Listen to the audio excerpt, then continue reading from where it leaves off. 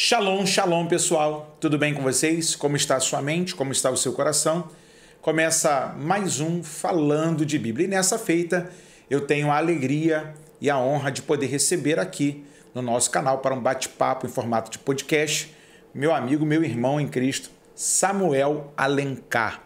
Ele que é funcionário público da categoria do Exército Brasileiro, ele que é cientista político, é membro da Igreja Entre as Nações, da pastora Fernanda Brum e Emerson Pinheiro, e eu tenho aqui hoje esse prazer de desfrutar de um grande tema, o cristão e a política. Seja muito bem-vindo, meu amigo. Muito obrigado, pastor. Agradeço a todos pelo convite, pela audiência de vocês estarem aqui, poderem ter paciência de me ouvir um pouquinho.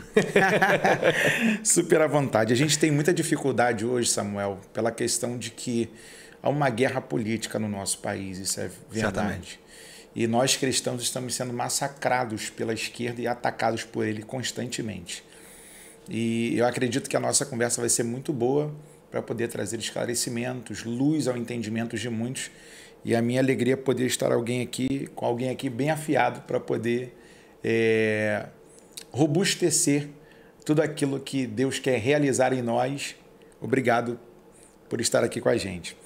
Para a gente começar o nosso bate-papo, Romanos, carta do apóstolo Paulo, capítulo de número 13, diz assim, pegue a sua Bíblia aí, Romanos, carta de Paulo apóstolo aos Romanos, como diz o nosso amigo, não é verdade, Igor Starneck? Na missiva dos oráculos paulinos, capítulo 13, todo homem esteja sujeito às autoridades superiores, porque não há autoridade que não proceda de Deus, e as autoridades que existem foram por ele instituídas, de modo que aquele que se opõe à autoridade resiste à ordenação de Deus, e os que resistem trarão sobre si mesmo condenação.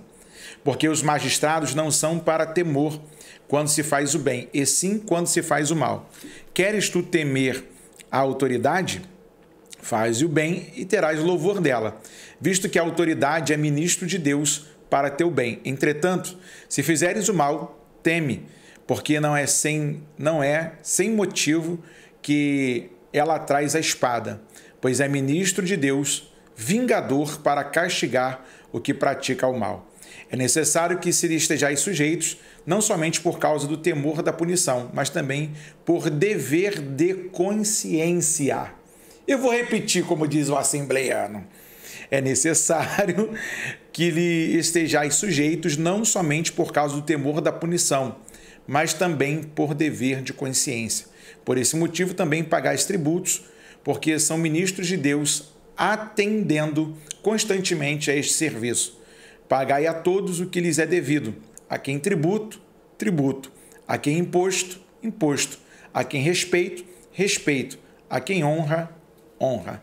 E é com muita alegria e com muita honra e respeito que eu recebo aqui Samuel Alencar, que é nosso irmão em Cristo, e o nosso tema hoje, o cristão e a política. E aí, Samuel, preparado? Acredito que sim, espero suprir a expectativa do pessoal. Vamos ver. No final, vocês digam aí nos comentários se foi bom ou se foi ruim. Diz aí, coloca aí pra gente aí de onde você está nos assistindo. Fala aí também uma das questões que você enxerga hoje que o cristão precisa se posicionar, porque nós vamos destrinchar um assunto aqui. Vamos lá. O cristão deve se envolver com a política? Certamente. A gente não tem dúvida do nosso papel e da nossa missão aqui, né? Nós somos servos de um Deus Altíssimo, nós somos embaixadores do reino de Deus. Enquanto embaixadores do reino de Deus, nós precisamos influenciar essa geração. O que acontece hoje, pastor, é que, infelizmente, muitos de nós estamos sendo influenciados. O mundo tem entrado nas igrejas e a igreja tem se fechado dentro das suas quatro paredes, pregando uns para os outros, esquecendo de pregar para o mundo. E isso, para mim, é muito nocivo. Por que eu começo minha fala nesse sentido? Porque quando o cristão entende que ele é sal da terra e luz do mundo, ele entende que ele não é luz de dentro da igreja. Perfeito? Ele tem que ir para o mundo para iluminar o mundo. A palavra é muito clara quando ela fala sobre os níveis de água. Acho que é Ezequiel, se não me engano, você pode me corrigir. Os níveis de água. Quando as águas estão no templo, elas são mais rasas. E a partir do momento em que elas se afastam do templo, elas vão ficando mais profundas. Então, esse nível de profundidade me aponta a um momento, a um preparo, que é claro, a gente tem que estar no templo, é claro, a gente tem que fazer escola bíblica dominical, é claro, nós temos que nos preparar da palavra. No entanto, a gente não pode ficar... não podemos ser águas fechadas, águas que vão se limitar num lugar, porque essa água, como o senhor bem sabe, se ela ficar parada, ela apodrece. E como que a água não vai apodrecer? Se ela for aos lugares mais profundos e ela fizer esse ciclo. Então, o cristão parado, ele apodrece. Então, nós precisamos influenciar na educação, na saúde, na política. Não podemos nos omitir dessas pautas. Você entende que muita gente hoje ainda é omisso? A maioria. A maioria de nós, cristãos, ainda comete esse crime de ser omisso e de reter o evangelho de Cristo. Porque eu digo de experiência própria. Eu trabalhei na política durante 3 anos, chefiando o gabinete de um deputado federal aqui no Rio de Janeiro. E quando eu quis sair, eu orei a Deus e chorei diante de Deus. Falei, Deus, eu não quero mais isso. E não era pela pessoa, não era pelo que estava acontecendo, pelo governo, não era isso. É porque o sistema, infelizmente, é muito difícil, é muito pesado de você conseguir mudar as coisas, sabe? Uhum. Então eu chorava e falava, Deus, eu não quero mais estar aqui. Me leva para ser músico, eu quero ser missionário, me leva para um outro lugar. E Deus me falou assim, quando você se esconde, depois de ter morrido para o mundo e viver para mim, você não está se escondendo, mas você está me escondendo. Eita. Então ali foi um divisor de águas. Eu falei, Senhor, me perdoa, me leva para onde o Senhor quiser. Me leva para onde o Senhor quer que eu esteja. Então eu acredito que esse deve ser o sentimento de todo cristão. Pai, aonde o Senhor quer que eu esteja, não aonde eu quero, não aonde eu acho que é bacana. A política é o pior que nós temos, então estejamos na política. É lá que é o lugar mais escuro, então é lá que a luz deve se manifestar. Fechado. É porque, na verdade, o que acontece, Samuel, a gente tem muita gente que por muito tempo ouviu o discurso que o cristão não deveria se envolver com política. Uma mentira satânica que invade nossas igrejas. Porque até uma certa vez eu ouvi alguém dizer assim, o que o diabo estava fazendo com Jesus lá no monte, quando ele... No monte não, na verdade no deserto, né? Quando ele é conduzido pelo Espírito para os 40 dias de jejum e oração e o diabo diz assim, todas as glórias do reino deste mundo te darei. Sim. Aí você vê lá na frente Paulo dizendo assim, o mundo jaz no maligno, né? Aquele que impera com o seu sistema no mundo é perfeito, ele. Perfeito. E aí você tem a igreja que não reage. Né? E aí a gente vê hoje várias leis contra a igreja, contra os valores que nós acreditamos. E eu até brinco e sempre vou falar, para você que está nos assistindo e conhecendo o Samuel agora, tem um vídeo na internet em que o Samuel denuncia a entrada de um homem no banheiro feminino aqui no shopping São Gonçalo, na BR, na estrada do governador Mário Covas. Né? E aí... Logo onde? E aí você vê que parece brincadeira, mas não é. E como é que você me diria disso, Samuel? Eu vi você se posicionar pedindo entrevista e muita gente, né? Não tenho nada contra, mas não bota a cara de verdade. Então, o que acontece, pastor? Eu entendo o seguinte, quando a gente verifica algo errado e a gente se omite, a gente participa desse algo errado, perfeito? Então, se eu entendi, eu vi que havia um homem entrando num banheiro feminino, eu tenho uma filha, tenho uma esposa, e eu não confronto isso, como o senhor bem disse, eu não reajo, porque o problema do cristão hoje é que ele nem age nem reage. No ponto em que a política, no que tange a política, a gente não age nem reage. E aqui, fazendo uma meia-culpa, a gente tem que entender e perceber também que nós fomos muito maltratados por aqueles que se disseram cristãos e chegaram ao poder. Sim. Então, muitos que usaram o nome de Deus, muitos que por meio da fé dos cristãos, conseguiram chegar a altos lugares e altos postos, não foram condizentes com o que a palavra nos ensina. Mas aí nós precisamos perceber aqueles que de fato vivem o evangelho e dão frutos e aqueles que de 4 em 4 anos voltam na sua igreja, batendo na sua porta pedindo uma oração.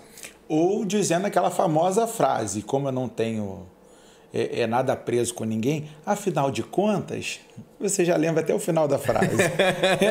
Tá solto, gente. Tá fazendo campanha. Vamos lá. Segunda pergunta, quais os perigos evidentes hoje aos cristãos que não se posicionarem politicamente? Pastor Jorge Linhares foi conduzido ao Ministério Público para prestar esclarecimentos numa escola. Pastor Jorge Linhares, para quem não sabe, é da Igreja Getsemane, em Belo Horizonte. Ele tem uma escola, um trabalho fundamental que, para mim, toda a igreja deveria ter a sua escola. O ensino no mundo, ele decai quando a igreja ela sai desse papel, ela sai dessa figura. O senhor bem sabe que as primeiras universidades foram instituídas pelas igrejas, os primeiros professores foram das próprias igrejas, eram padres, eram missionários, e quando a igreja sai dessa função, a gente começa a decair no ensino no mundo todo. Isso não é coincidência, isso é proposital, e a esquerda, os progressistas sabem disso e por isso querem nos afastar desse papel. Voltando ao pastor Jorge Linhares, ele inaugura esse trabalho, ele tem uma escola, que a escola também Batista Getsemane chama, e ele foi conduzido ao Ministério Público porque foi ensinado para aquelas crianças que, veja que surpreendente, o menino nasce menino e a menina nasce menina. Parece que eles querem provar que a gente é estranho, eles não. Exato. Parece que a gente tem que nós provar somos errados. Que nós somos heterossexuais. Exato. Mas isso que o senhor fala... Vou terminar minha fala sobre o pastor Jorge Linhares. Então, o pastor Jorge Linhares foi conduzido ao Ministério Público para prestar esclarecimentos. A igreja ali reagiu e fez uma manifestação em frente ao Ministério Público. Graças a Deus, não teve maiores desdobramentos. Nesse momento, um ensino católico aqui no Rio de Janeiro está sendo acusado por um grupo... Eu não vou citar o nome, mas um grupo ideológico, progressista. Tá? Eles estão sendo acusados de serem... um crime similar ao racismo, que eu estou tentando evitar a fala aqui para não derrubar na plataforma e tudo mais. Então, a gente, enquanto cristão, está sendo colocado entre a cruz e a espada, que inclusive é uma das palestras que eu faço, entre a cruz e a espada, porque a gente tem que decidir agora, ou a gente se posiciona, ou a gente vai perder a cabeça. Eles vão cortar nossas cabeças. E aí, para terminar minha fala sobre o pastor Jorge Linhares, quando um dos maiores líderes das igrejas cristãs no Brasil é conduzido, tem um sinal ali. Quando posso falar o nome de político aqui? Pode. Quando o ex-detento Lula diz que vai processar um pastor que não quis recebê-lo na sua igreja, que proibiu a entrada dele em sua igreja, uma das maiores igrejas do Brasil, quando ele fala que vai responder judicialmente e processá-lo, a gente está recebendo um recado muito claro. Um recado de que, meu irmão, fica na tua, não se mete aqui, ou você sofrerá as sanções que eu, enquanto infiltrado no poder, posso te acometer. Porque as pessoas têm ideia de que perseguição é só aquela questão da agressão física. Esquece. E hoje é tudo no papel. Tudo na lei. Quem fez faculdade pública entende que a perseguição psicológica, a violência psicológica que você sofre, eu fiz UF. Quando você entra na faculdade pública, você sofre uma agressão psicológica muito grande, muito violenta. Experimenta chegar numa faculdade e falar que você é hétero. Se for, eu ainda já passei das 6 da noite, né? Se for branco, ainda é pior ainda. Hétero, branco e que eles chamam agora de CID, né? Procura aí na internet, eu não vou ficar perdendo meu tempo explicando o que é isso, não. É uma bobagem que eles inventaram aí. Enfim, se você chegar na faculdade falando isso, você sofre violência, você sofre sanções severas. Você é excluído do grupo, você não consegue fazer trabalho. Experimenta você tentar fazer um trabalho de mestrado, de doutorado, falando sobre marxismo, falando sobre ideologia de gênero, você não consegue avançar, eles te impedem. Então isso é agressão intelectual, é agressão psicológica, e nós estamos sendo cerceados e perseguidos no Brasil, sim. O cristão sofre perseguição no Brasil. A gente precisa entender isso para a gente começar a reagir a essas questões. Então a gente vai para uma nova, fora do script, que é quando um político no sul do nosso país invade uma igreja. Isso. Ele faz a sua balbúrdia, faz o seu escárnio com a nossa fé, porque eles podem fazer em tudo contra a gente. Isso. E eu lembro agora do Rodrigo Mocelin, que é um grande nome na internet, e que a Folha de São Paulo está processando ele. Exato. Porque ele falou contra o carnaval, a pauta do carnaval de 2022. Sim. Quer dizer, eles podem ir para Marquês de Sapucaí, qualquer lugar. Pode. ironizarem a nossa fé, diminuírem a nossa fé, mas quando você faz uma rechaça ou faz um embate ideológico ou de pensamento, eles não aceitam. Aí eles querem processo, querem prisão. Como é que você enxerga isso hoje? Dentro desse perigo evidente que corre os nossos dias, porque no encontro do nosso candidato presidenciável aí, da esquerda, ele vai dizer para o rapazinho que invadiu a igreja lá, que se ele voltar ao poder, ele não vai mais precisar invadir igreja nenhuma. Ele já mandou o recado, como você está falando.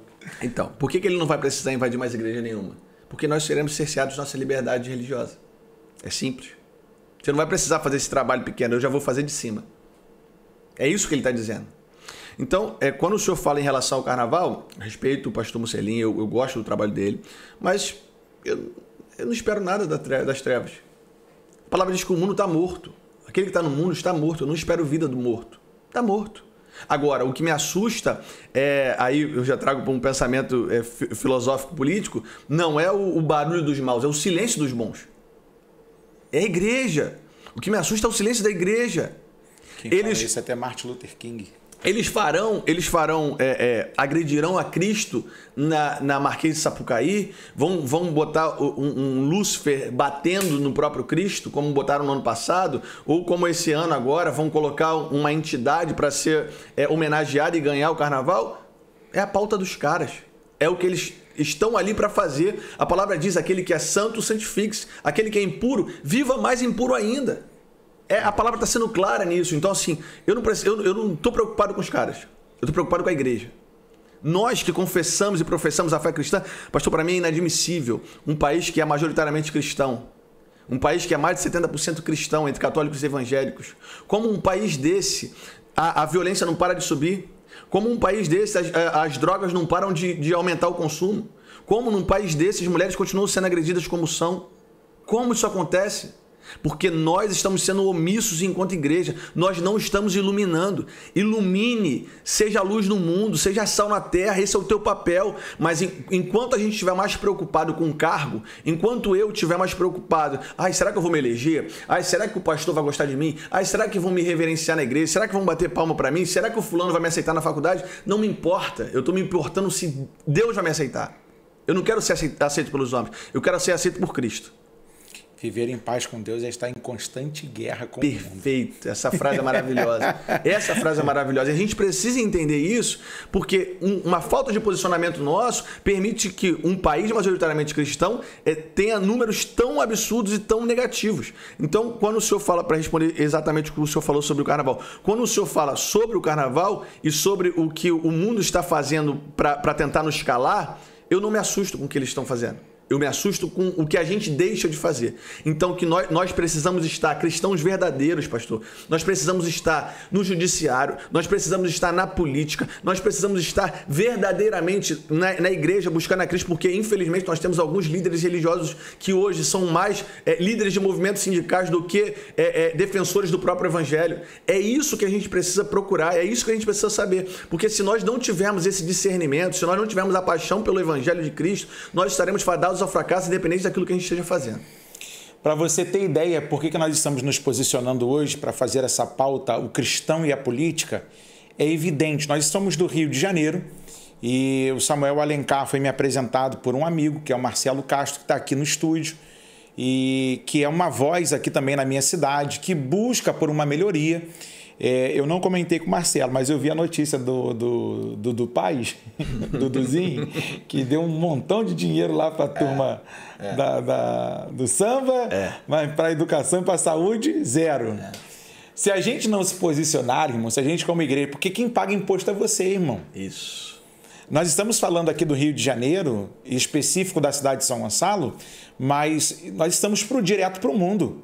Existem cristãos que estão em outro solo pátrio. Tem uma irmã que mora na Suíça e ela faz questão de votar no presidente aqui do nosso país. Por quê? Porque ela sabe que mesmo morando fora, ela continua sendo uma cidadã brasileira. Exato. E a gente não tendo esse sentimento, vendo essas situações esdrúxulas acontecendo, a gente se vê refém, porque o que nós estamos gritando aqui não é um direito só para o cristão, é para todo cidadão brasileiro. Quando a gente fala de saúde, quando a gente fala de educação, quando a gente fala de construção de pontes para uma melhor sociedade, é que tanto o evangélico como o espírita, como o ateu, como qualquer outro segmento tenham acesso a algo com qualidade.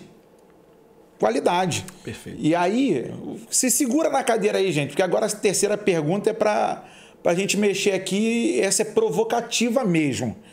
Porque já me fizeram essa pergunta no canal, eu já respondi, só que agora eu tenho um especialista político aqui comigo. Um cristão pode votar ou se envolver com as ideologias marxistas, comunistas dos partidos da esquerda? Vamos ampliar um pouquinho esse debate? Só para ser cirúrgico nessa resposta. Convidado, a oportunidade é sua. Sinta-se à vontade, amigo. Vamos lá. O que o cristão precisa entender é o seguinte. As pautas de justiça social, elas não são reféns da esquerda. E aí você pula na cadeira desse momento.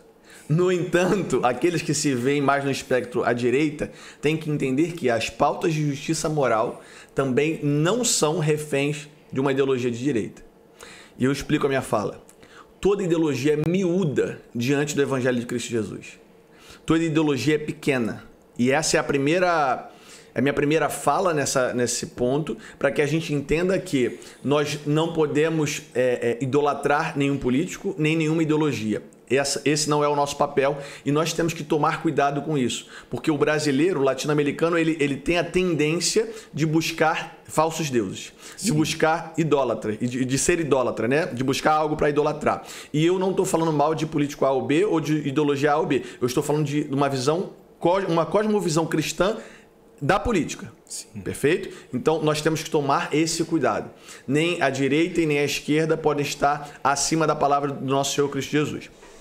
Dito isso, a gente precisa reconhecer que a esquerda, ela nos últimos 20 anos, ela tem reforçado muito uma coisa que a gente chama de pautas identitárias. O que são pautas identitárias?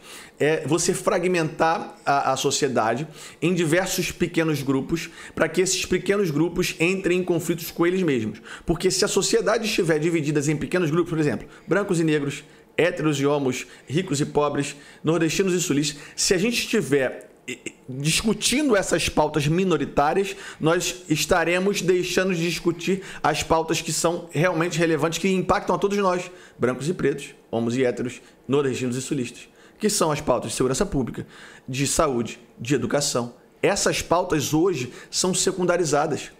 Elas não são discutidas. E a esquerda quer que isso continue a ser feito. Aqui no Rio de Janeiro, nós tivemos um governador chamado Brizola. O Brizola, ele proibiu a entrada de policiais nas favelas. Hoje, nós temos o índice de violência no Rio de Janeiro absurdos, decorrentes dessa política do Brizola lá atrás. Por que isso acontece? Isso não é coincidência.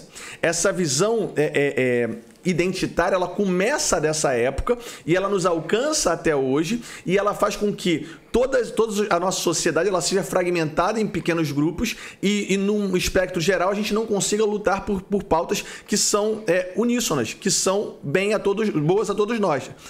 Quando o cristão está na política, ele tem que entender que ele não legisla, vamos botar um deputado cristão, ele não vai legislar para o cristão, ele legisla para toda a sociedade, a fim de que se chame Carvalho de Justiça. Você está lá para promover justiça.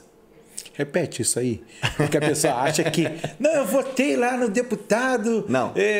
No senador, que só vai fazer pela igreja, não é pela igreja, é para um todo. Para um todo.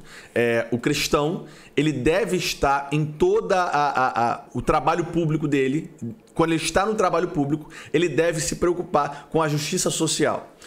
Eu vou explicar isso para vocês e perdoa se eu quebrar os seus biscoitos e te impactar um pouco. Posso ir, pastor? Pode. Então tá bom.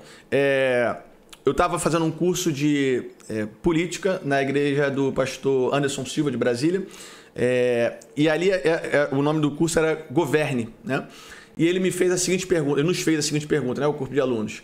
Se você tem um transexual que vive à margem da sociedade hoje por causa de uma questão sexual dele, tá? Uma escolha sexual e tudo mais, não vou entrar aqui no mérito da discussão. O ponto ele vive à margem da sociedade e não consegue um trabalho. Perfeito?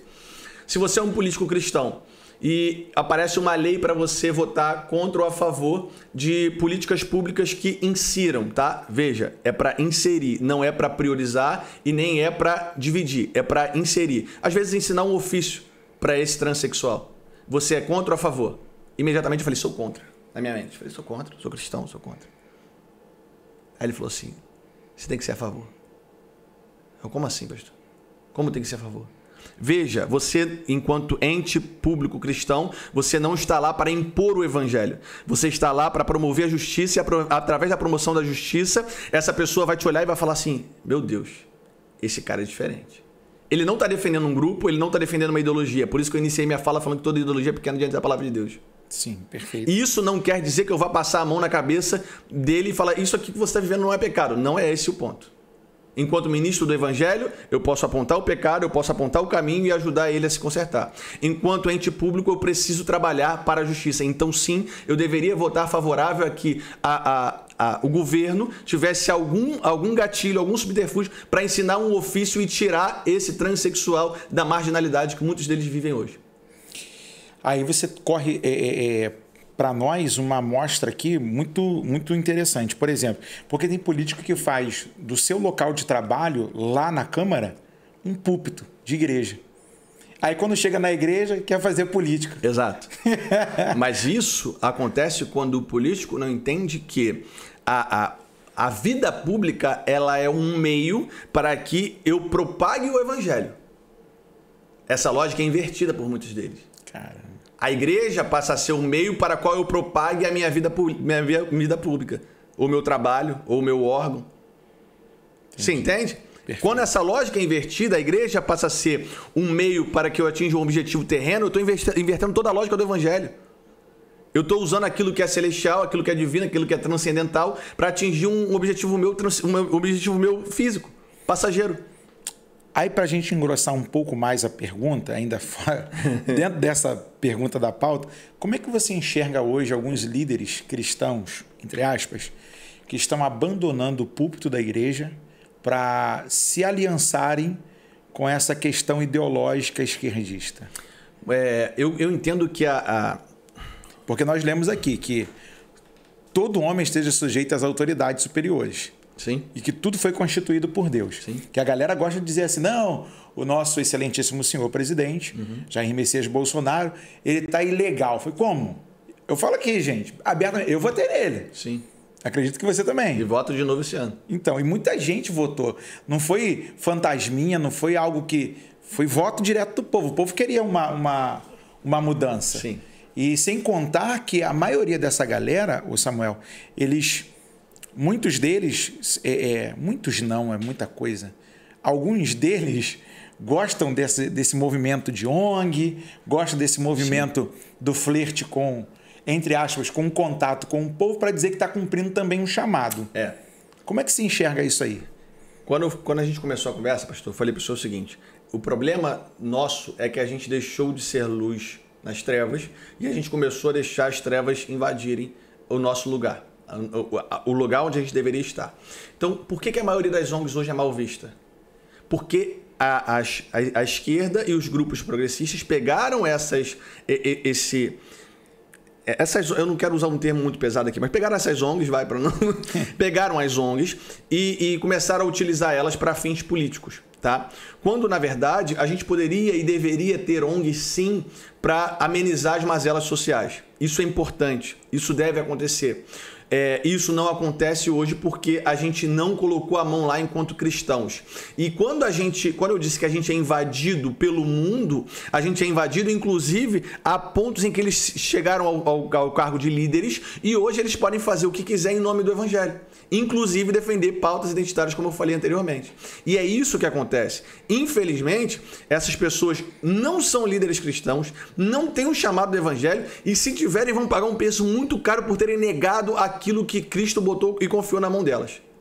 Perfeito. Por causa de politicagem, por causa de bobagem, como eu disse, trocando aquilo que é transcendental por aquilo que é passageiro e humano.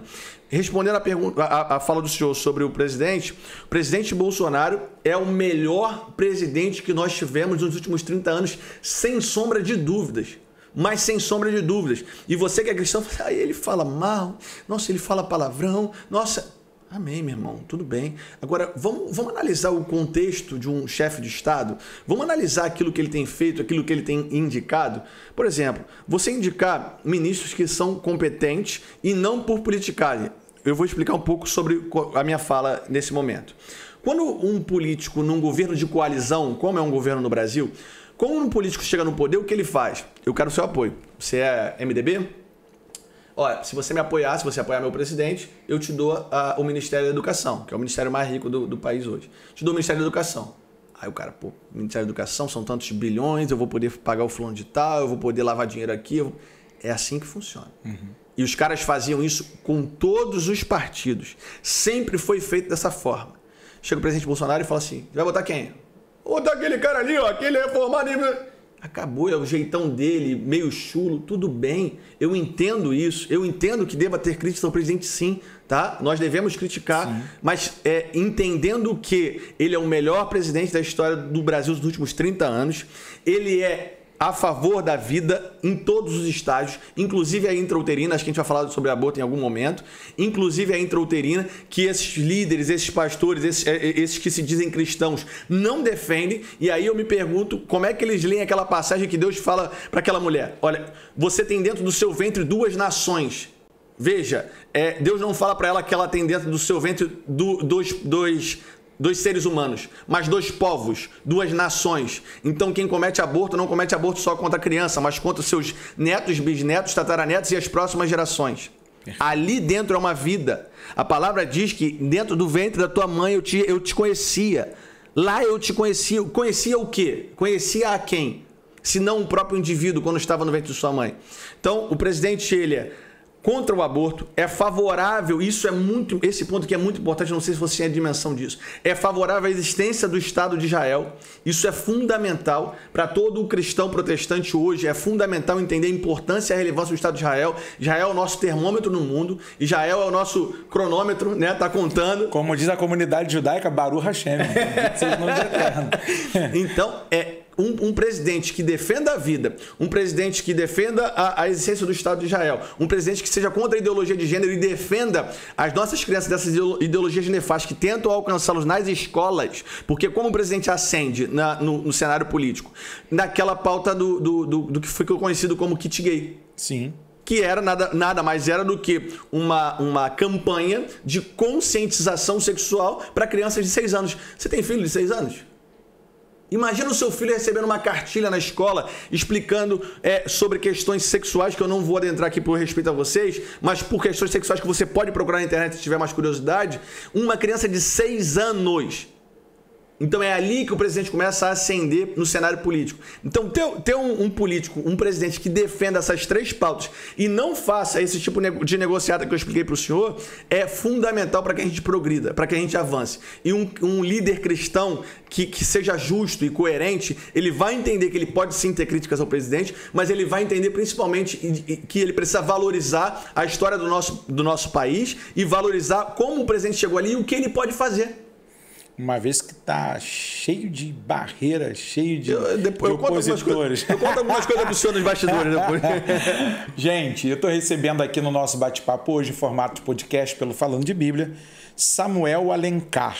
Ele que é da Igreja Entre as Nações, do pastor Emerson Pinheiro e Fernanda Brum. Um grande abraço a esses 2 grandes líderes que são influenciadores dentro da nossa nação.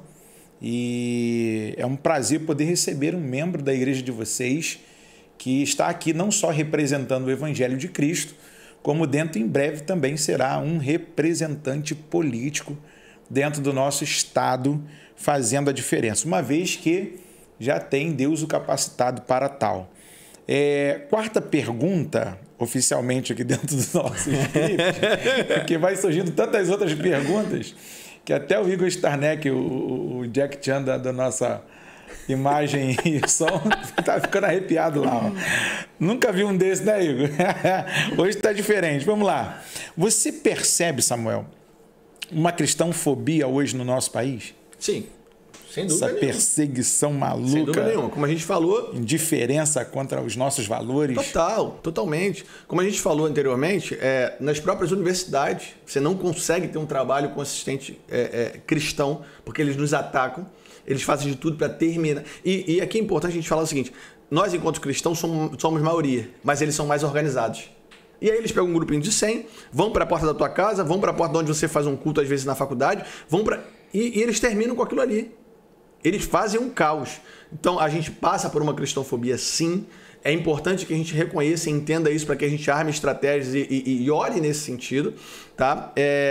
E mais importante do que tudo, eu não posso querer consertar o mundo se eu estou perdendo a minha família.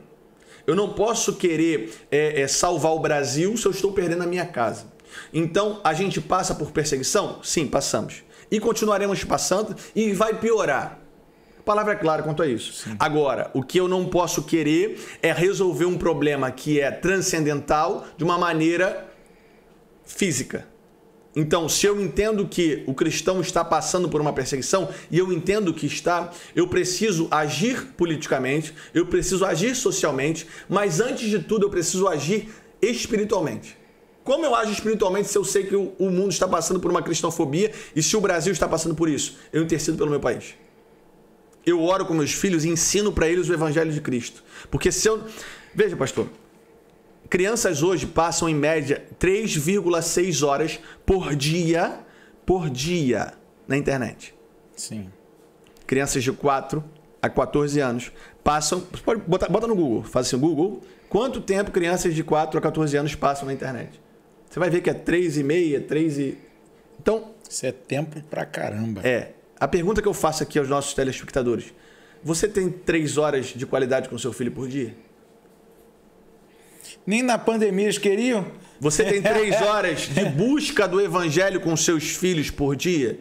Porque se você não tem, o Felipe Neto está tendo. Verdade. Se você não tem, o youtuber está tendo, ensinando para eles as coisas que vocês não querem que eles saibam. E eles estão sabendo.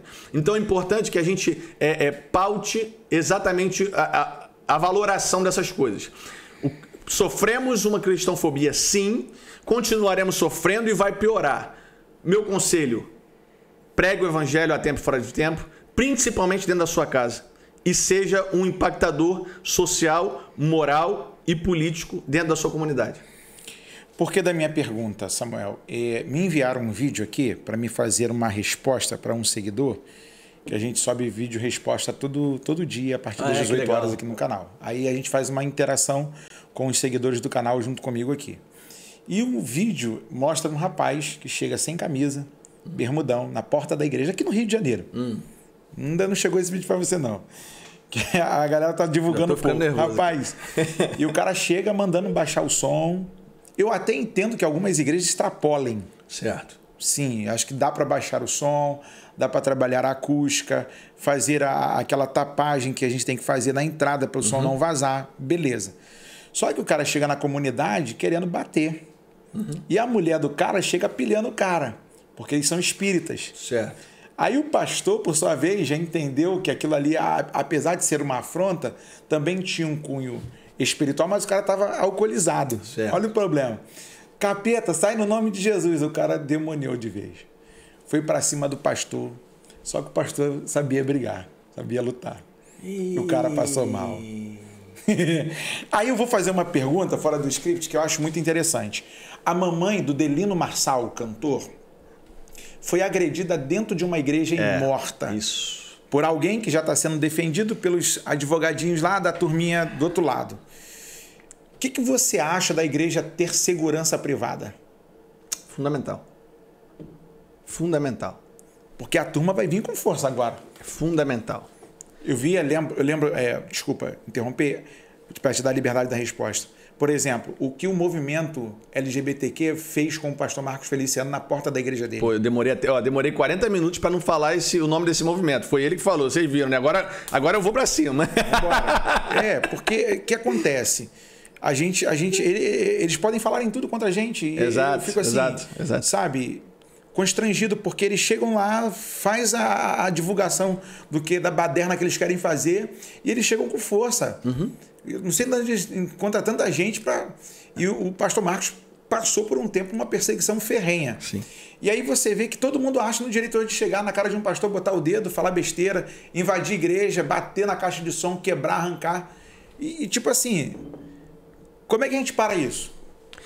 Sendo luz. Volto à minha fala. Se nós não influenciarmos o mundo, eles nos influenciarão. É isso que vai acontecer. Então, respondendo objetivamente a sua pergunta, a gente precisa de segurança dentro da igreja? Sim. Armados? Sim. Tem porte? Tá legal? Sim. Por que não?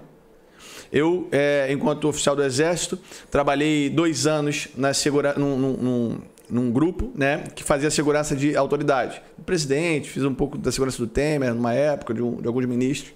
E ali a gente começou a perceber, eu tive um pouco mais da dimensão, né? Eu fiz um curso chamado Curso de Segurança e Proteção de Autoridade, e você começa a perceber a dimensão de pequenos ajustes, pequenos detalhes, que as igrejas podem adotar, todo mundo pode adotar, mas objetivamente respondendo a pergunta do senhor, que a gente pode começar a adotar enquanto igreja para resguardar os nossos cidadãos. Por exemplo, na nossa igreja, nós temos alguns militares.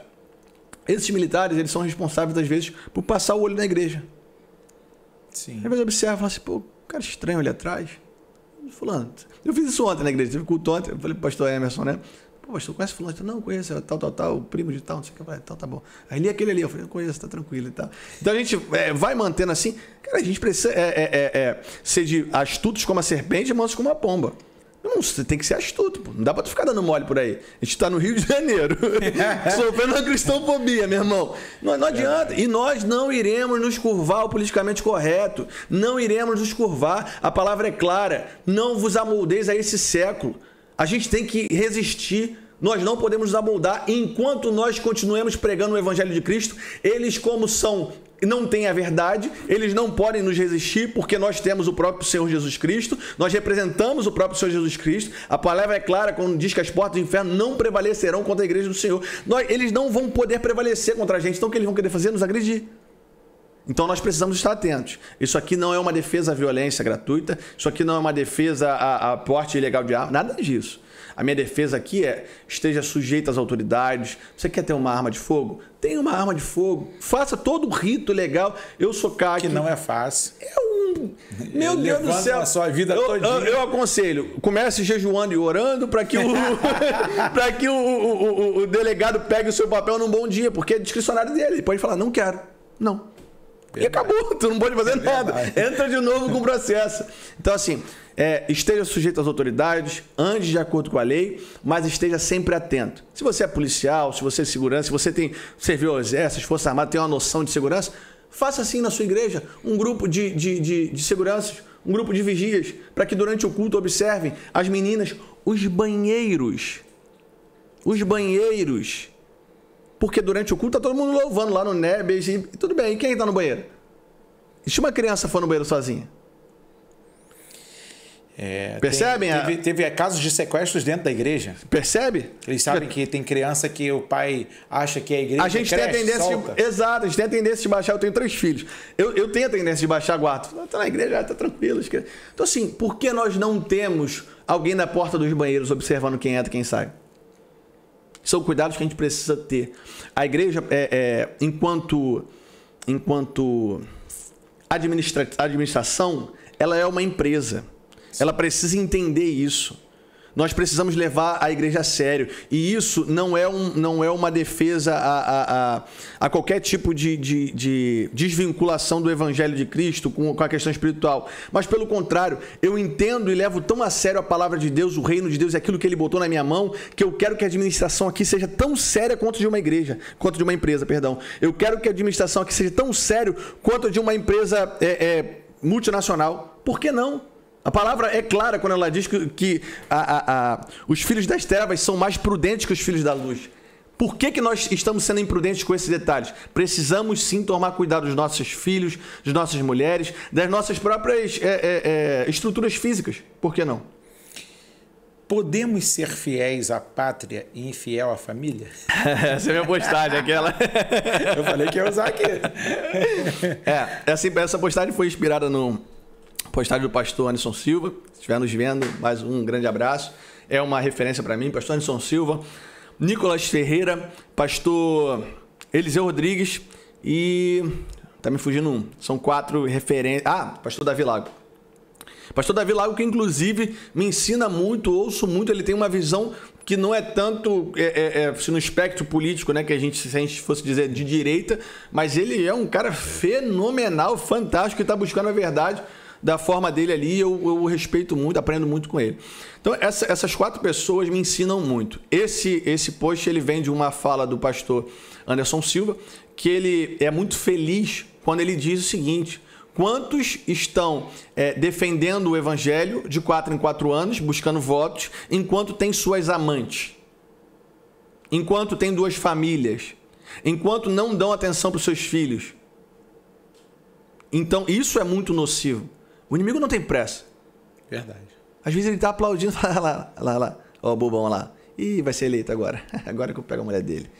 Ih, olha lá, vai passar aquela lei. Vai passar aquela lei impedindo a ideologia de gênero nas escolas. Olha lá, agora eu vou entrar na mente do filho dele com a homossexualidade.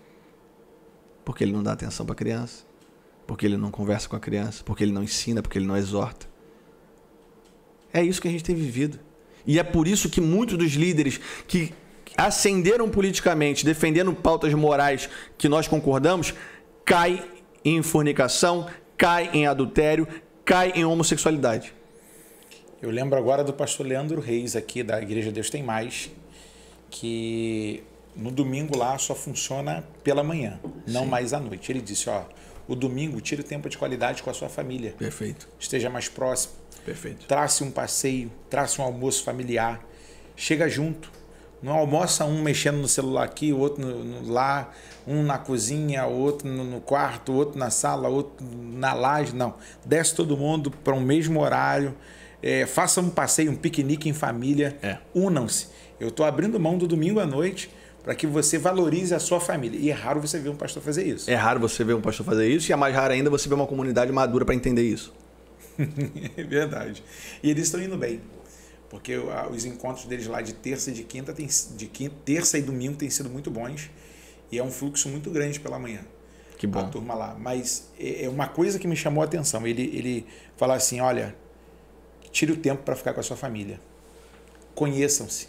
Que legal. Porque a galera que não se conhece, não se aceita.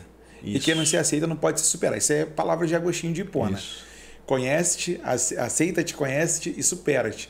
Então você tem uma galera hoje que quer muito uma coisa, mas deixa brechas para outras. É isso aí. Assim, abertonas. Tipo assim, eu tô aqui, eu sou tal, mas tá frágil lá. Eu costumo dizer, pastor, que o inimigo ele é cuidadoso no sentido de nos enganar, no sentido de nos distrair. Ele sempre quer provocar uma distração. E muitas vezes a distração que o inimigo nos propõe é boa. Sim. Veja, eu vou ajudar aquele cara ali que está sofrendo maus tratos. Isso é bom. Mas se eu passo a ajudar ele mais do que eu valorizo a minha família, mais do que o tempo que eu passo com a minha família, eu falo, opa, peraí, tem alguma coisa errada. É ruim eu ajudar aquela pessoa? Não. É ruim eu não entender e não ter o discernimento espiritual da coisa. Então eu preciso, mais uma vez, nós enquanto igreja de Cristo na Terra precisamos valorizar nossa família, nossos filhos. Quem é o melhor amigo do teu filho na escola? Quem é o professor? Qual é o canal que ele mais assiste? Qual foi a última matéria de dever de casa que você corrigiu dele? Qual faculdade ele quer fazer? De quem que ele gosta? Quem que ele quer namorar? Quais países ele quer visitar? Nós não sabemos. Estamos perdendo nossos filhos dentro da nossa casa para isso aqui, ó. Estamos perdendo nossos filhos dentro de nossas casas para isso aqui. E aqui tem tudo. Se você não conversa de sexo com seu filho, isso aqui vai conversar. Se você não conversa de teologia com teu filho, isso aqui vai conversar. Se você não conversa de determinado pastor defende um espectro político, se você não conversa sobre isso com teu filho, a internet vai conversar. E eles vão ensinar aquilo que há de pior para o seu filho. E aí, gente, Pena que o tempo voa. E eu falo demais, me perdoe. Nada. Eu estou aqui super feliz, Samuel, por poder receber você. Quero fazer mais uma pergunta, para logo depois também pedir a você para deixar uma palavra para a nossa juventude. Serei bem breve, prometo. Não, fique bem à vontade pela questão de que você é o convidado, rapaz. Você manda aqui mais do que eu e o Igor junto. É porque na questão da verdade, rapaz, a gente precisa bater nessa tecla sim. Sim. Porque assim como existem responsabilidades, a minha mãe costumava dizer que é o seguinte: você só vai aprender a ser homem de verdade quando você se alistar, menino. E é verdade. Aí eu falava assim, calma aí, mãe, eu sou menino, eu gosto disso aqui, eu faço aquilo. Não, você aprender vai ter mais responsabilidade. E aí você vê hoje uma galera, o Samuel, que ela não quer mais gastar tempo com a sua família. Isso. Ela não consegue mais olhar no olho do filho e identificar o que está acontecendo. E aí o de fora, rapaz, o que está vendo? Sua tonalidade de voz está mudada. Quer abrir-se, quer conversar. Coisas que faltam às vezes dentro da casa. Sim. Como é que você olha, por exemplo, eu vou citar um nome aqui, Pastor Silas Malafaia, que foi um dos bandeirantes na questão do grito contra as PLs, e a que mais ficou famosa na boca do pastor Silas foi a PL 122. Sim.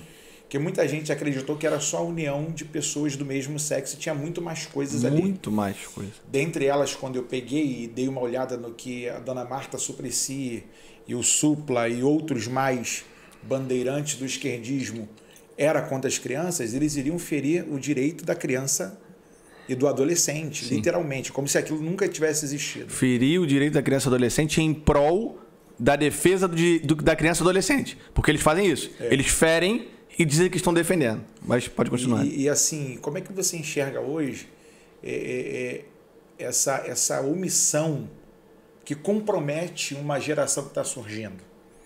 Porque todo mundo falava assim, pastor Silas está ficando doido. Ele está falando muito disso. Sim. Mas ele foi uma voz profética para aqueles dias, sim, como tem sido até hoje. Sim. E que muita gente, quando a gente fala nessas pautas, as pessoas pensam que a gente está doido, que a gente está gastando tempo à toa, a gente está falando à toa. Como é que você enxerga essa visão de pais que não conseguem olhar o futuro do seu filho, como você disse? Tem duas crianças dentro do seu ventre, mas não são só duas crianças, são duas nações, são dois povos. Fala aí. Então, o pastor Silas Malafaia é alguém que eu também tenho muito respeito, porque o trabalho que ele desempenhou, principalmente durante essa época, atrasou muito o avanço das pautas identitárias, como eu falei anteriormente. Ele foi um guerreiro ali, ele foi um herói. E falar mal do pastor Silas é fácil, difícil é ter o peito que ele tem para falar do que ele fala. Verdade. Vai lá, fala lá. Fala lá que o ministro Supremo errou. Experimenta. Fala 10% do que ele fala. Então eu criticar o pastor Silas é muito fácil. O pastor Silas falou isso. Faz. Impacta. Muda. Resiste. Tem uma analogia muito interessante quando o cristão ele se envolve com a política, que eu acho que é sensacional, que é o seguinte. A palavra fala que nós somos o sal da terra, né? O cristão na política é o sal grosso. Porque é o seguinte, você lembra que antes de existir refrigeração e tudo mais, a carne ela era preservada com sal grosso. Né? Era um sal assim, mais grosso do que a gente tem hoje, né? Um salzão assim, um espectro de sal grosso, e ele ficava em volta de toda a carne ali. Queria dizer que aquela carne não ia apodrecer? Não. Ela ia apodrecer, só que ela demorava mais a apodrecer. O mundo que nós estamos vai apodrecer. O meu papel enquanto cristão na política é retardar o apodrecimento do mundo. Perfeito. Então, o que o pastor Silas faz é retardar o apodrecimento do mundo. Retardar a invasão e a violência contra as nossas crianças nessas pautas sexuais. É isso que o pastor Silas faz naquele momento. É por isso que eu respeito, além de outras coisas, mas isso também eu respeito muito por esse momento. E é importante que nós todos entendamos o momento que nós estamos vivendo. Veja, os países à volta aqui do Brasil, e eu serei bem breve para a gente fechar aqui, que eu sei que a gente já está com o tempo estourado. Os países à volta do Brasil, eles liberaram o aborto. Como? Foi interessante que uma das bandeirantes do aborto, a abortista morreu depois Eu vi do isso. aborto. Eu vi isso. Mas o meu ponto aqui nessa fala é o seguinte: foi por plebiscito? O povo votou? Não. Não. Na França votaram, o povo foi pra rua, lembra? Sim. Aqui na América Latina, especificamente, todos os países à volta do Brasil, todos os avanços de aborto foram feitos ou pela Suprema Corte ou pelo presidente numa decisão monocrática. Perfeito. A Argentina, ela teve o avanço, a liberação do aborto até não sei quantas semanas, 24 semanas eu acho, agora. E a Argentina é um dos países que tem o maior grupo de movimento pró-vida da América Latina. E o povo lá gosta de fazer filho, hein? como missionário estive lá, a mulherada lá não tem Bolsa Família lá, não. Ó, é 8, 9. Teve uma que me ofereceu um. Queres este ninho para você, pastor? Eu, não, como? Chegar em minha casa com um ninho? Como é que explica? Não dá. Mas o que eu quero dizer, pastor, é o seguinte: eles estão avançando sobre nós, eles estão... Qual o objetivo das pautas identitárias? Qual o objetivo do progressismo para a gente entender? Não é a escola de Frankfurt mais, não é o socialismo mais, não é o comunismo mais, para eles tanto faz. Eles só querem destruir, eles só querem fazer aquela carne apodrecer. Por isso que eles são favoráveis à liberação das drogas, eles não estão nem aí para a tua liberdade. É por isso que eles são favoráveis ao aumento da dívida pública, enquanto a gente esteve na pior crise sanitária do mundo, da nossa geração. É por isso que eles são favoráveis ao aumento do gasto público. Não é porque está preocupado com a sua saúde. Quantos hospitais de campanha vocês viram funcionando? Cadê os hospitais de campanha?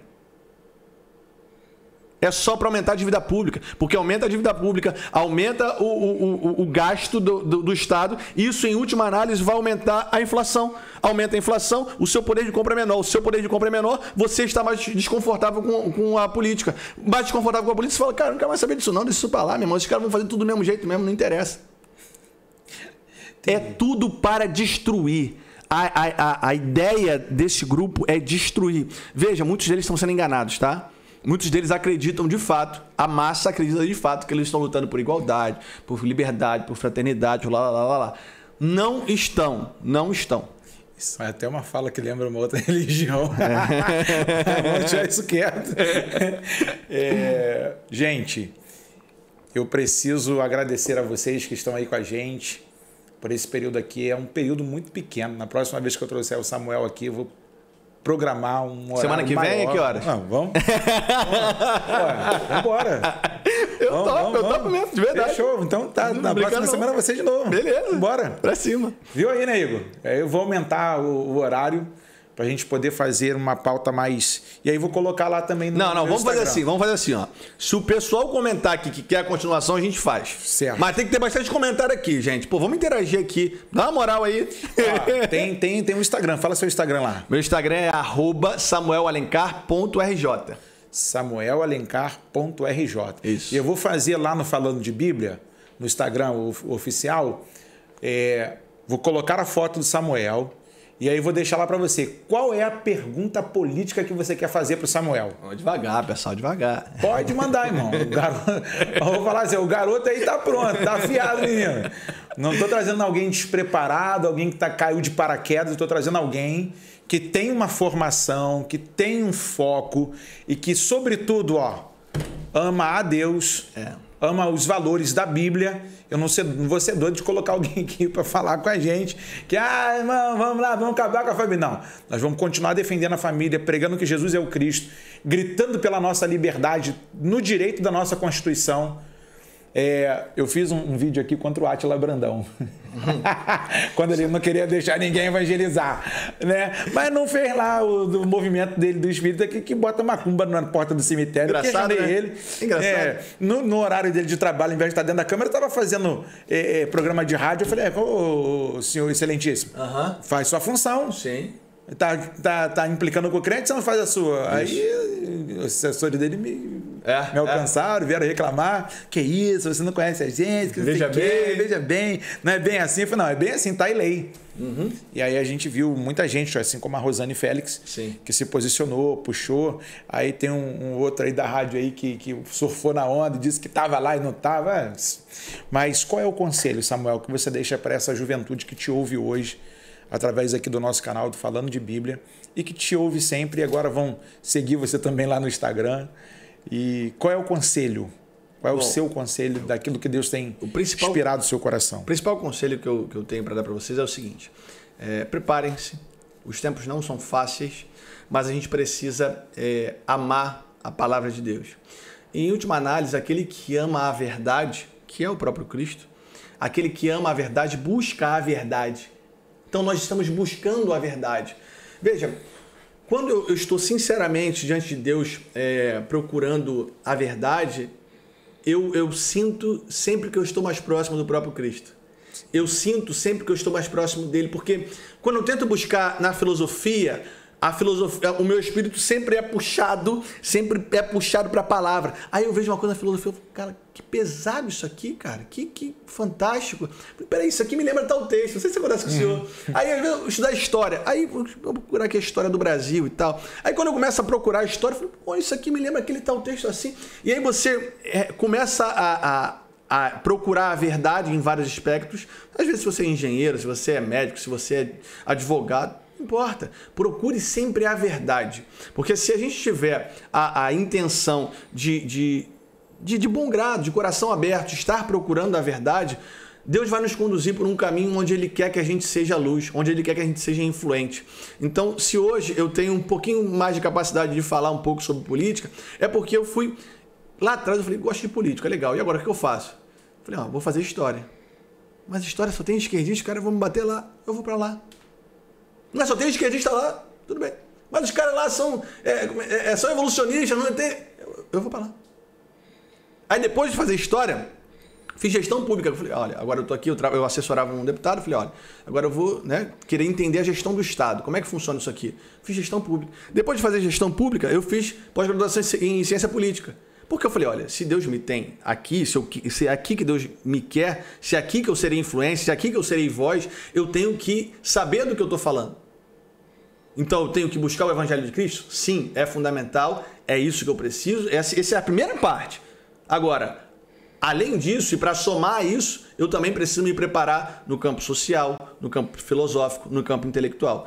A partir daí, eu serei uma potência muito mais forte nas mãos de Deus. Porque Cristo, é muito clara a palavra quando ela nos ensina, né? Esforça-te e eu te ajudarei. Veja, não é te ajudarei e depois você se esforça.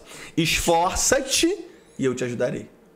Então, o meu conselho para os jovens hoje, esforça-te. O próprio Senhor vai te guiar. Seja no campo que você quiser, aos operadores do direito, sejam bons operadores, sejam justos, façam concursos públicos, sejam juízes e quando chegarem nas cortes, não se acovardem, defendam aquilo que vocês entendem como a verdade, valorizem aquilo que vocês aprenderam como a verdade, não se curvem ao sistema, porque o próprio sistema que você se curvar vai ser esse próprio que vai te esmagar no futuro. Verdade. Nós chegamos ao final de mais um Falando de Bíblia e já estamos aqui nos programando para a próxima semana para a gente poder se encontrar novamente, poder bater mais um papo e eu vou fazer essa interação aí com vocês. Vou perguntar lá, qual é a sua pergunta para o Samuel? E vou dizer para vocês, se prepare para ver o Samuel mais vezes, você que é aqui do Rio de Janeiro, você que anda meio indeciso em quem vai votar, em quem não vai votar. Nós temos novidades aí na figura do Samuel. No futuro, ainda não pode. Ainda não pode, mas no futuro. E vou dizer para vocês, vamos mudar. Pastor, vamos mudar, gente. Ou você está feliz do jeito que está, buscando a mudança sempre, crendo que o Senhor nos dará resposta para a nossa oração. E acredito que o Samuel seja já uma das respostas para as nossas orações nesses últimos anos. Ok? Vamos terminar. Agradeço por esse tempo tão precioso que você tem entre família, igreja e trabalho, poder tirar um tempinho para a gente. Eu agradeço, pastor. Agradeço a todo mundo que está assistindo a gente aqui. Queria deixar um abraço muito especial aos meus pastores, Emerson Pinheiro e Fernanda Brum, com pessoas com as quais eu aprendo. Deus foi muito misericordioso comigo em me dá-los como pastor, porque a minha mente fez isso aqui. De fato, esses quase 3 anos que a gente tem caminhado juntos, é uma escola. Já vou fazer um apelativo aqui, hein? Um dia eu vou querer vocês aqui também no Falando de Bíblia, gente. Será? Olha que eu convido, hein? Vamos embora. E também um abraço muito grande a quem o senhor citou, a deputada estadual Rosane Félix, é uma grande amiga. Inclusive, ela foi uma das incentivadoras à minha filiação ao partido que ela está hoje, né? A gente ainda não pode falar muito pelas questões de justiça eleitoral, mas eu queria deixar um grande abraço também à deputada estadual Rosane Félix, que faz um trabalho brilhante na Alerj, como cristã, como mulher de Deus e promovendo justiça por onde passa. Verdade. Vamos orar, gente? Nosso Deus, nosso Pai, nós te agradecemos por esse dia e te louvamos. Aleluia, Pai. Pela oportunidade que temos de falar sobre este assunto que é tão atual. Que o Teu Espírito continue nos iluminando, que o Teu Espírito continue nos conduzindo. Eu te agradeço pela vida do Samuel, pela vida do Marcelo, que criou essa ponte, Senhor, através do Ronaldo, que chegaram até mim com o nome do Samuel. E eu sou grato ao Senhor pela vida dos Teus servos, que o Senhor continue com a sua boa mão, realizando as Tuas obras, conduzindo os passos dos Teus filhos e os conduzindo ao propósito pelo qual o Senhor os levantou. Queremos te pedir, Senhor, guarda a casa de cada um dos seus servos, ó Deus querido, e que o nome do Senhor continue sendo grande e glorificado sobre os propósitos que os teus filhos têm colocado diante de ti. Quero colocar a vida desse nosso irmão que nos acompanha através deste canal, através deste bate-papo, aos teus cuidados e suplicar aos céus o teu favor, a tua provisão, o manifestar da tua graça, da tua abundante graça sobre a vida dos teus filhos. Supre a necessidade do teu povo. Nós te agradecemos por tudo no nome santo de Jesus. Amém e amém. Grande abraço a todos vocês. Espero vocês para um próximo bate-papo na próxima semana já com Samuel Alencar. E vamos à bênção araônica. Yevareha Adonai veishmerecha. Ia era Adonai panavelecha virunecha. Issa Adonai panavelecha veiasem lecha shalom. Ou seja, Números capítulo 6, versos 24, 25 e 26. O Senhor te abençoe e te guarde. O Senhor faça resplandecer a luz do rosto sobre ti e tenha misericórdia de ti. Que o Senhor sobre ti eleve o seu rosto e ponha em ti a sua paz. Esse foi mais um Falando de Bíblia.